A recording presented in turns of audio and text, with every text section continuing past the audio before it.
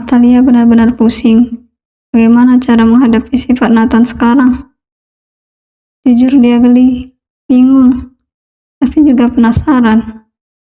Sejak dia dan Nathan sudah melakukan hal itu, dia jadi merasa Nathan sangat berbeda. Natalia juga takut. Nathan hanya sedang terbakar hasrat saja. Sehingga saat dia bosan, Nathan akan meninggalkan dirinya. Sementara dirinya sudah terlanjur terikat pada sahabatnya itu. Padahal dia tidak tahu aja. Alasan Nathan menikahin dirinya bukan hanya karena iba, namun juga karena ada perasaan. Dava lah yang tahu semua itu. Sehingga dia nekat mencampurkan obat perangsang pada makanan mereka. Dava ingin membantu saudara kembarnya itu untuk mendapatkan wanita yang dia cintai. Walaupun akhirnya dia ingin digebuki oleh Nathan. Nat, gue lapar. Bau parfum lo makin buat gue lapar banget, kata Nathan dengan mata sayu karena hasrat. Namun Natalia tidak paham. Kan baru makan tadi, Nat. Natalia merasa aneh. Baru beberapa jam lalu mereka makan malam. Masa Nathan sudah lapar lagi? Apalagi Nathan mulai menyandarkan kepalanya pada dada Natalia dan menghirup dalam-dalam aroma tubuh Natalia. Bukan lapar yang itu, lapar yang satunya lagi. Mah kagak ngerti. Kalau gue mulai pusing nih. Lo lapar kok pala lo yang pusing? Gue lapar, tapi yang bisa bikin laparnya hilang cuma lo, Nathan dengan frustasi mengacak-ngacak rambutnya. Mata Natalia melotot saat sadar kemana arah lapar Nathan. Gak mau, sakit Nat. Gue gak mau lagi. Ayolah, gue janji pelan-pelan gak bakal sakit kok. Lo tenang aja. Gue gak bakal hilang kendali kayak yang pertama kali.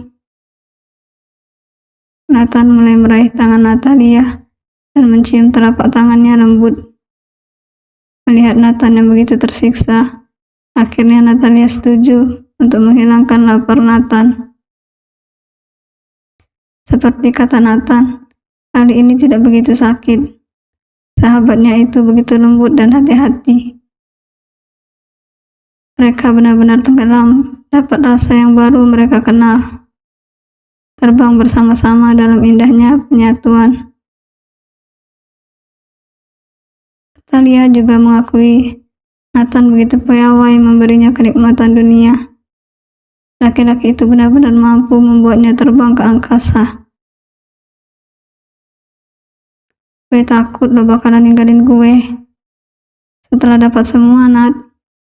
Gue takut itu cuma rasa penasaran dan nikmat sesaat saja, kata Natalia mengelus rambut lebat Nathan yang tertidur pulas.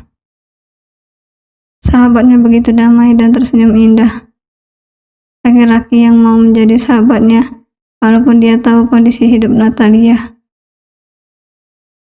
Dia yang begitu tulus membantu dirinya, bahkan sampai mengorbankan diri sendiri.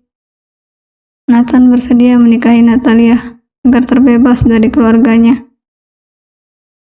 Dia yang tanpa ragu mengatakan pada ayah Natalia kalau dia akan menikahi Natalia dan membawanya pergi dari rumah neraka itu. Saya yang akan menikahi Ai dan membayar semua hutang bapak. Tapi dengan syarat, kalian tidak boleh lagi menampakkan batang hidung kalian di depan Natalia, kata Nathan dengan lantang saat melihat Natalia bersujud di depan Hartono, memohon agar tidak dinikahkan dengan rentenir yang ada di kampung itu. Ayahnya terlibat banyak hutang dan tidak bisa membayar, sehingga rentenir itu meminta Natalia sebagai istri keempat sebagai penebus hutang. Anak kecil, kamu bisa apa? Tanya Hartono begitu lantang, mengusungkan dadanya di depan Nathan, menantang sahabat putrinya yang dianggap sebagai pahlawan kesiangan. Bisa bayar hutang bapak. Kalau perlu, kepala bapak saya bayar juga, kata Nathan tanpa gentar. Dia begitu geram saat melihat kondisi Natalia. Wajahnya begitu sembab, rambutnya kusut dan ada bekas tamparan di pipi sahabatnya. Gak usah sombong kamu anak ingusan. Emang kamu sekaya apa? Tanya Hartono geram.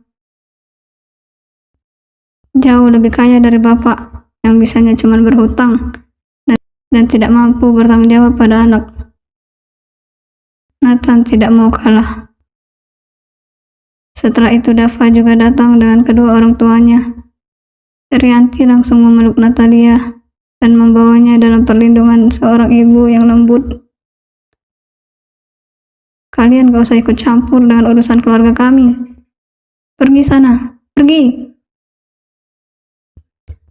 Kami tidak akan pergi. Apalagi ini berurusan dengan sahabat putra saya. Rama ikut berbicara. Badannya yang tinggi besar membuat nyali Hartono menjadi ciut. Apalagi wajahnya yang terlihat marah. Rama tidak habis pikir. Ada seorang ayah yang begitu tega pada anaknya. Hanya karena uang, masa depan putrinya akan hancur. Kami yang akan membayar semua hutang itu. Dan Natalia menjadi bagian keluarga kami. Katanya dengan lantang. Oke, bawa saja anak tidak berguna itu. Suatu saat penyesalan akan menghampiri Anda, kata Rama tegas. Natalia yang melihat ayahnya lebih memilih uang daripada dirinya, benar-benar terluka. Padahal selama ini dia sudah melakukan yang terbaik. Dia tidak pernah meminta apapun selain kasih sayang. Dia juga selalu menerima cacian dan makian ayahnya. Sekarang dia dibuang layaknya sampah. Kamu tenang saja sayang, masih ada kami. Sekarang dia sudah bagian dari keluarga kami. Rianti mengusap air mata Natalia dengan lembut, lalu membawanya pergi dari rumah neraka. Rama juga ikut menyusul. Sebelum pergi, Nathan menendang jendela yang ada di dekat pintu masuk hingga pecah. Tidak memedulikan makian dan teriakan pemilik rumah. Nanggung, kata Dava kemudian menendang jendela sebelah kiri hingga pecah. Selain kehilangan seorang putri, Hartono juga kehilangan 2 buah jendela karena tendangan si kembar. Dari situlah awal mulanya perjanjian Nathan dan Natalia.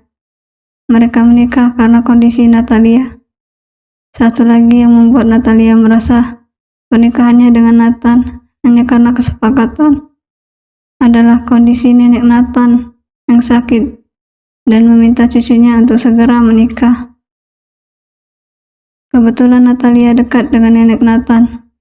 Nenek juga sangat menyukai Natalia, hingga dia tidak tahu kalau ada maksud lain selain kesepakatan.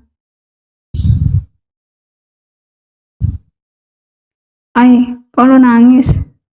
Gue bikin lo sakit, kata Nathan yang tiba-tiba bangun dan mengucek matanya. Enggak kok, gue cuman bangun dan menguap, makanya air mata gue netes, kata Natalia berbohong. Namun Nathan tahu jika Natalia berbohong. Nathan menyandarkan tubuhnya pada sandaran ranjang dan memeluk Natalia. Lo gak usah mikirin apapun. Gue tahu lo bingung dan merasa aneh. Tapi gue minta lo gak usah mikirin apa-apa. Kita jalanin aja dan mencoba yang terbaik, minta Nathan dengan lembut. berharap Natalia mau melupakan perjanjian mereka dan mencoba hidup baru dengannya. Natalia juga memeluk erat tubuh sahabatnya, berdoa semoga keadaan tidak pernah berubah. Ai, mau tidur lagi atau lanjut? Hehehe. Nathan mah, pikiran lo gak waras mulu. Ingin gue gebukin. Natalia kemudian mengambil bantal dan memukuli Nathan. Mereka kemudian tertawa bersama-sama. Sementara itu Dava masih dengan menderitanya mengobati badannya yang masih bentol-bentol karena gigitan nyamuk. Sungguh ngena sekali nasibnya. Padahal dia paling berperan penting dalam pernikahan Nathan dan Natalia. Dia yang bolak-balik ngurus surat. Dia juga yang membawa orang tuanya ke rumah Natalia. Sementara Nathan pergi tanpa persiapan. Dava lah yang menjadi ibu peri untuk mereka berdua. Tapi dia ibu peri yang nasibnya ngenes.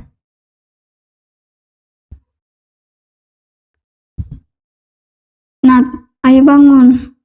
Lo ada kuliah pagi, nanti telat. Kata Natalia menggoyangkan tubuh Nathan yang tidur dengan pulas. Sahabatnya itu dengan santainya memeluk guling milik Natalia, sementara guling miliknya sudah dibuang ke lantai. Tar aja, tar gue langsung pergi, kata Nathan yang masih terlihat mengantuk. Nat, buruan lo harus mandi dulu. Tadi pagi sebelum subuh udah mandi nanti tinggal pergi aja. Lo harus mandi lagi Nat. Nanti tinggal cuci muka aja. Bangun Nathan, lo harus mandi besar lagi, kata Natalia dengan kesal. Nathan yang baru sadar langsung bangun dan menyengir. Udah dibilang, habis subuh jangan lagi, malah ngeyel. Udah tahu ada kuliah lagi. Iya, gue mandi. Jangan ngomel lagi. Tambah cantik ntar. Gue nanti kepingin. Nathan bangun, tapi tidak langsung menuju kamar mandi. Malah memegang wajah Natalia dan mengecup pipinya berulang kali. Sementara itu Natalia memukul-mukul tangan Nathan agar tidak nakal menjelajahi tubuhnya. Sana Nat, nanti telat. Ingat target lo, biar cepat lulus kuliah. Iya, tahun ini kelar kok gue Kalau gue kelar kuliah, kasih gue hadiah ya, kata Nathan dengan mata berbinar. Tolong lahirin anak buat gue gue mohon, kata Nathan dan menyandarkan kepalanya di bahu Natalia. Natalia yang sedang berada di depan meja rias dengan Nathan yang memeluk dirinya dari belakang. Wajahnya bersemu merah sekali. Nathan benar-benar seperti melupakan tentang kontrak mereka. Tolong ya lahirin anak-anak buat gue, kata mama yang banyak. Kita penuhi rumah kita nanti dengan anak-anak kita. Tapi nanti Dava gak boleh dekat-dekat. Dia punya pengaruh buruk, katanya sambil mengecup leher Natalia. Kasihan sekali Dava, selalu dinistakan oleh adiknya sendiri. Padahal dia hanya diam saja dan berbaring lemah di atas ranjang karena demam. Iya, sana pergi mandi. Nanti lo telat Nathan. Iya Bawel, gue pergi mandi sekarang. Natalia hanya bisa berdecak melihat tingkah laku Nathan. Dia juga melanjutkan untuk meratakan foundation di lehernya untuk menutupi bekas-bekas yang dilukiskan Nathan di sana. Selesai, Natalia langsung menuju dapur dan menyiapkan sarapan untuk Nathan supaya bisa diletakkan ke kotak bekal. Dia tahu kalau Nathan pasti tidak akan sempat sarapan. Jadi dia berinisiatif untuk membuat sarapan di kotak bekal, agar Nathan bisa makan sambil jalan di mobil. "Loh, Lia, lagi ngapain, Nak?" tanya Rianti yang heran melihat Natalia membuat sandwich, padahal sudah ada sarapan di atas meja makan. "Buatin sarapan buat Nathan, Ma. Dia ada kuliah pagi. Kayaknya nggak sempat sarapan dulu. Nanti keburu telat." "Kamu nggak ada kuliah, Nak? Kalau nggak ada, bisa temenin Mama buat belanja bulanan. Hari ini nggak kebetulan nggak ada. Nanti dia temenin Mama buat belanja bulanan." "Aduh, enaknya punya anak perempuan. Anak-anak Mama yang laki-laki nggak guna. Nggak mau nemenin Mama belanja. Bisanya bikin pusing aja. Sekarang Mama udah punya anak perempuan. Nggak kawan lagi sama mereka. Mama udah punya anak perempuan yang cantik," kata Rianti memeluk Natalia dengan sayang. Walaupun dia hanya mertua Natalia, tapi dia sangat sayang pada Natalia. Apalagi dia tidak punya anak perempuan. Anak laki-lakinya pun selalu membuat sakit kepalanya. Natalia yang tidak pernah mendapat kasih sayang seorang ibu, rasanya ingin menangis mendapatkan kasih sayang Rianti. "Lia, sarapan dulu, Nak. Nanti kita pergi setelah sarapan." Natalia buru-buru menutup kotak bekal untuk Nathan dan mengikuti Rianti ke meja makan. Di sana sudah ada Dava dan Rama. Dua laki-laki yang berstatus sebagai anak dan ayah itu sedang sibuk mendebatkan sesuatu. "Dava nggak mau tahu. Dava mau ganti mobil baru. Papa nggak boleh ingkar janji." "Iya, mobil baru. Tapi jangan yang itu juga. Papa pusing ngurus surat-suratnya." Dava bocorin nih ke Nathan kalau Papa yang... Belum sempat omongan Dava selesai, Rama langsung menutup mulut Dava saat sadar Natalia dan istrinya mendekat. Iya, Papa beli." "Nah, gitu dong, Pa. Kalau gini kan aman sentosa, gak ada peperangan," kata Dava sambil melihat Rama dengan senyum puas. "Gak sia-sia gue sampai demam, dapat gumpalan lemak dan mobil baru," katanya dalam hati. "Gue pergi dulu," kata Nathan masih dengan rambut yang basah, tapi sudah tidak menetes lagi. Dia berdiri di belakang Natalia dan merangkul bahu sahabatnya itu, kemudian mengecup kepala Natalia. Dava dan Mama, papanya pura-pura tidak melihat. Cara Nathan mencintai memang lebih ke sentuhan. Karena itu, walaupun dia menutupi perasaan cintanya, orang-orang yang sangat dekat dengannya tahu. "Bentar dulu, udah gue buat sarapan. Lo makan di mobil aja, ya," kata Natalia bangkit dari kursinya dengan Nathan yang masih menempel pada dirinya. Dia memberikan bekal yang sudah dibuatnya pada Nathan dan mengantar Nathan hingga ke depan mobilnya. "Lo nggak ada kuliah kan hari ini? Lo di rumah aja," kata Nathan dan mengecup bibir Natalia. Dia juga memeluk sahabat itu. Dulu juga saat mereka belum menikah, Nathan itu memang suka merangkul dan memegangi rambutnya. Natalia pikir itu hal yang biasa. Dia tidak tahu jika Nathan sedang menyampaikan rasa cintanya.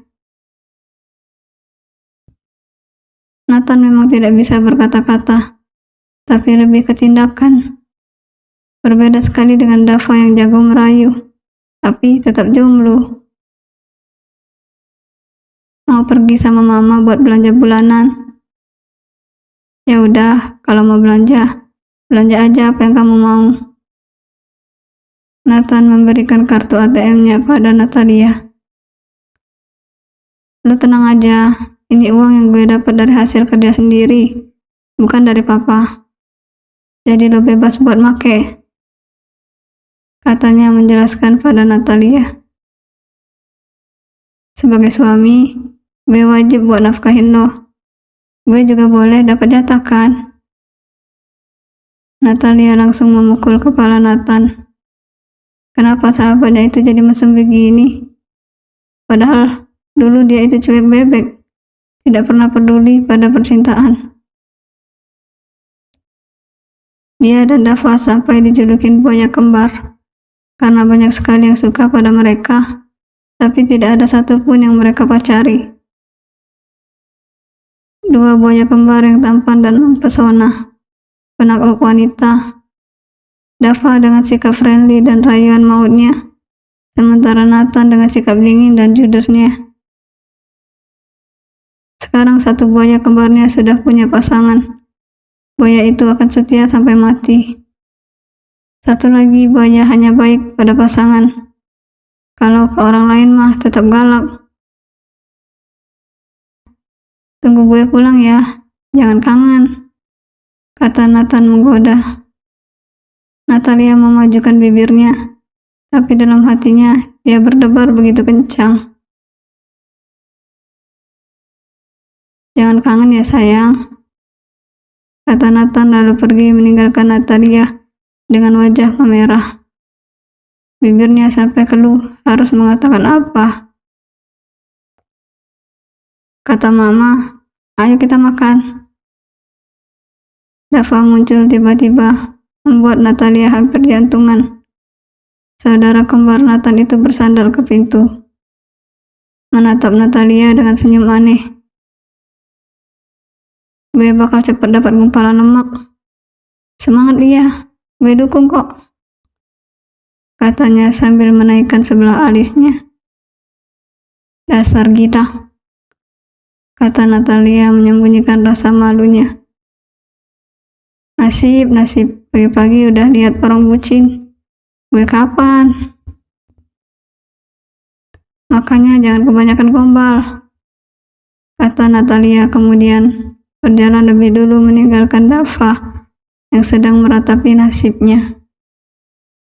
Ibu peri ngenes yang dijuluki sebagai buaya kembar, padahal aslinya jomblo ngenes. Baru kali ini Natalia bisa makan dengan tenang. Biasanya dia hanya dapat makanan sisa dari ibu dan saudara tirinya. Seringkali dia juga menahan lapar sampai siang. Nathan sering sekali memberinya biskuit. Tapi saat di rumah saudara tiri Natalia akan memeriksa tasnya dan mengambil barang-barangnya. Karena itu, semua buku Natalia ada di mobil Nathan. Nathan juga selalu rela datang lebih pagi agar Natalia bisa memilih jadwal pelajaran dan mengambil bukunya yang ada di mobil Nathan. Sejak dia tahu jika Natalia sering mendapat gangguan dari Amelie, saudara tiri Natalia, dia merelakan mobilnya sebagai penyimpanan Natalia. Nathan yang dulunya sangat suka menggunakan motor, jadi memilih mengendarai mobil agar Natalia tidak kesusahan. Tapi setelah semua itu, Natalia hanya menganggap sahabat. Sungguh sedih sekali Nathan. Itu juga bukan sepenuhnya salah Natalia. Nathan yang tidak pernah mengatakan apa-apa atau memberi kode. Jadi Natalia terlanjur jatuh ke perasaan nyaman sebagai sahabat. Sekarang dia benar-benar bersyukur keluarga Nathan bisa menerima dirinya. Lia, papa dan mama boleh minta sesuatu kan? Kata Rama lembut. Natalia sudah bisa menebak apa yang ada. Adeh, masalah gumpalan lemak lagi. Natalia cuma bisa tersenyum canggung, tapi dia senang ada di keluarga ini. Bersambung.